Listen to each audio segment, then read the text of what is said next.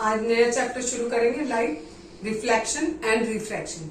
Reflection हम पहले भी पढ़ चुके हैं, रिफ्रैक्शन हमारे लिए नया है, लेकिन बुक में दोनों चीजें दी गई हैं।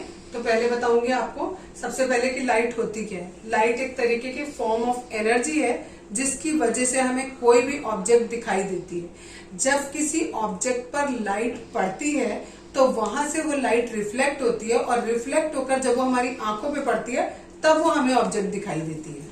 जैसे सपोज ये डस्टर है, ये डस्टर हमें क्यों दिख रहा है? क्योंकि जो लाइट इसके ऊपर पड़ी, यहां से लाइट रिफ्लेक्ट होकर जब हमारी आंख पे पड़ेगी तब हमको ये डस्टर दिखाई देगा। ठीक है। रिफ्लेक्शन किसे कहते हैं? Bouncing back of light in the same medium. ठीक है। सपोज करो ये कोई सरफेस है, इस सरफेस पर ये लाइट आई, इस सरफेस से टकराई और इसी मीडियम में वापस चली गई। जिस मीडियम से आई थी उसी मीडियम में अगर वापस चली गई तो इसे हम क्या कहते हैं? रिफ्लेक्शन कहते हैं, या बाउंसिंग बैक ऑफ लाइट कह सकते हो। रिफ्लेक्शन जो है वो दो लॉज को फॉलो करता है, that is law of reflection कहते हैं उन्हें।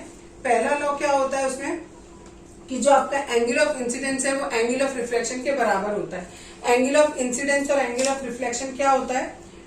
ये एक सरफेस बना हुआ है, इस पर ये लाइट आ रही है, जो लाइट आती है उसे इंसिडेंट रे कहते हैं, जो लाइट वापस जाएगी दैट इज रिफ्लेक्टेड रे, और ये जो बीच में मैंने बनाया one that is called normal. ये बिल्कुल 90 डिग्री के एंगल पर बनता है सरफेस से। ठीक है। ये जो इंसिडेंट रे है इसके और नॉर्मल के बीच का जो एंगल होता है दैट इज इंसिडेंस एंगल।